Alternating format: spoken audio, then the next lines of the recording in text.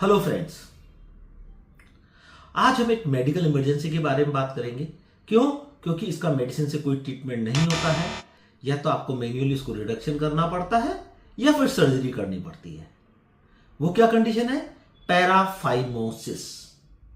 जैसे कि फाइमोसिस होता है, उसी का एक दूसरी बीमारी होती है पैराफाइमोसिस। पैराफाइमोसिस क्या होता है, क्या उसके कारण होते हैं, घर पे कैसे उसको आप ठीक कर सकते हैं, और डॉक्टर के पास जाएंगे तो डॉक्टर से कैसे ठीक करेंगे, क्या ऑपरेशन लग सकता है, उसी के बारे में डिटेल में बात करेंगे। इसलिए इस वीडियो को लास्ट तक देखिए, ताकि अगर आपको पैराफाइमोसिस जैसी प्रॉब्लम हुई है तो उसको आप कैसे रिडक्शन कर सकते हैं। मैं doctor Mukesh Kumar Vijay, senior consultant urologist and endourologist in Kolkata. मैं कोलकाता में hill care super speciality private limited Bhawanipur में प्रैक्टिस करता हूं। चलिए बात करते हैं पैराफाइमोसिस के बारे में। पैराफाइमोसिस क्या होता है? फाइमोसिस में क्या होता है कि आपके का जो फोर स्किन का जो आगे का अपर्चर होता है, जिसे हम रिंग बोलते हैं, फोर स्किन रिंग बोलते हैं, वो टाइट होती है। स्किन इजीली ग्लांस जो आपका पेनिस का टॉप होता है उसके पीछे नहीं जा पाती है और खुल के पीछे नहीं आ पाती है। उसके कई कारण होते हैं। बच्चों में टाइट हो सकता है, आपको कोई इन्फेक्शन हुआ है, जहां आपको कट लग गया है, स्कार की वजह से वो टाइट हो जाती है। कई पेशेंट में डायबिटीज की वजह से उसका फोर स्किन का इन्फेक्शन होता है, जिसे बेलोनोपोस्टाइटिस बोलते हैं, उसकी वजह से टाइट हो जाती है। तो स्किन जब ग्लास में इसके पीछे जाके अटक जाती है और आगे की तरफ नहीं आती है, तो वहां पे एक बैलून की जैसे पानी भर के इडिमा होके फूल जाता है, जिसे हम पैराफाइमोसिस कहते हैं। तो ये तो समझ गए पैराफाइमोसिस क्या हुआ। जब आपका फोर स्किन पीछे जाके अटक गया है, आगे नहीं आ रहा है और वहां एक स्वेलिंग हो गई है, उसको हम पैराफाइमोसिस कहते हैं।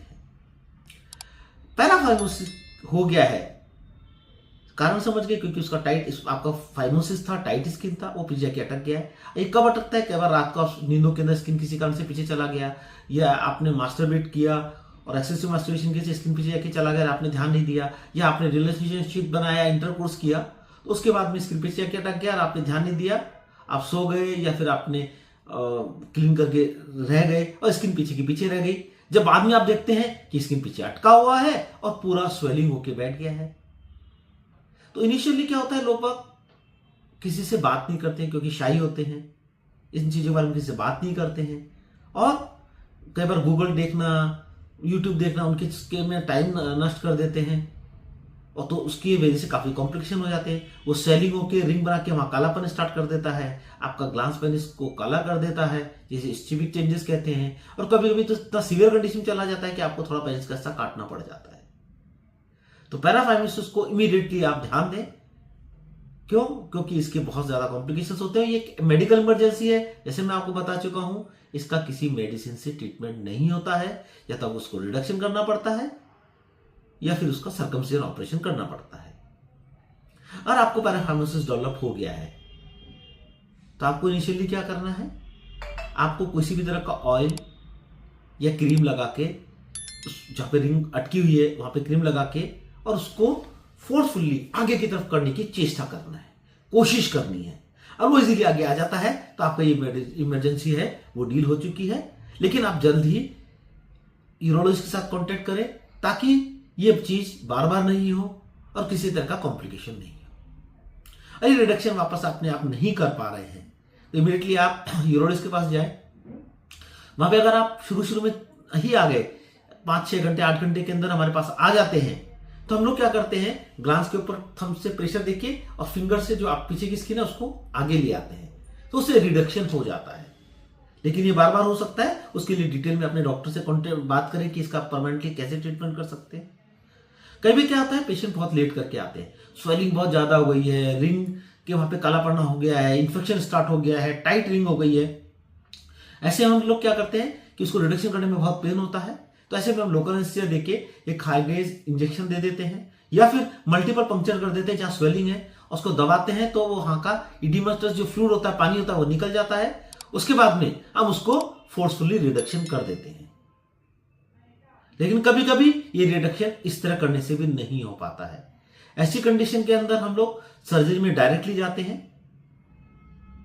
सर्जरी क्या होती है, एक डोर्सल स्लिट होता है, इसमें ऊपरी तरफ एक कट लगा देते हैं, स्किन को इजीली आगे कर देते हैं। लेकिन उसके बाद में पेरिस का जो दिखने में होता है बहुत खराब दिखता है, कॉस्मेटिकली अच्छा नहीं होता है। तो ऐसा केवल हम उन पेशेंट में करते हैं जिसका हम कोई सर्जरी नहीं कर सकते, ओटी भी नहीं ले सकते, या जिनकी उम्र 50, 60, 70 से ज्यादा की है, ऐसे पैराफिमोसिस पेशेंट के अंदर डोर्सल स्लिट करके उसको ठीक करते हैं। अदरवाइज परमानेंट क्योर के लिए हम लोग क्या करते हैं कि जो अगर ये रिडक्शन नहीं हो रहा है, या एक बार आपका रिडक्शन कर दिया लेकिन बार बार में पैराफाइमोसिस हो रहा है, और आपका देखते कि स्किन आगे का बहुत ही ज्यादा टाइट है, उसमें कट लगे हुए हैं, ऐसे कंडीशन के अंदर हम सर्कमसिजन ही डायरेक्ट बोलते हैं, जो कि एक लोकल एनेस्थीसिया में होता है और डे केयर प्रोसीजर होता है। तो सर्कमसिजन करने के बाद में ये प्रॉब्लम परमानेंटली आपकी क्योर हो जाती है। सर्कमसिजन किस टाइप्स का होता है, किस तरह करते हैं, क्या उसके प्रिकॉशन करना होता है, पोस्ट ऑपरेटिव केयर कैसे करते हैं, इस सबका डिटेल वीडियो मेरा यूट्यूब चैनल पे दिया हुआ है। तो फ्रेंड्स, अगर आपको पैराफाइमोसिस डेवलप हुआ है, इनिशियली जैसे आप देखते हैं पहले उसके बाद कोकोनट ऑयल या किसी तरह का क्रीम लगा के फोर्सफुली स्किन को आगे करने की कोशिश करें। नहीं होती है तो इमीडिएटली हमारा यूरोलॉजिस्ट के साथ कांटेक्ट करें, जो कि आपका उसका रिडक्शन करके उसको क्योर करेंगे और परमानेंट क्योर के लिए सर्कमसिजन एडवाइस करेंगे। तो मेरा ये वीडियो आपको पसंद आया है तो शेयर कीजिए, सब्सक्राइब कीजिए, क्योंकि ये ऐसी कंडीशन है जिसकी शाइनेस की वजह से लोग बात नहीं करते हैं, गोल में देखते हैं और लोगों को पता नहीं पड़ता है। तो उसको शेयर करेंगे तो लोगों का अवेयरनेस बढ़ेगा और इस मेडिकल इमरजेंसी को जल्द से जल्द ट्रीटमेंट किया जा सकेगा। नमस्कार।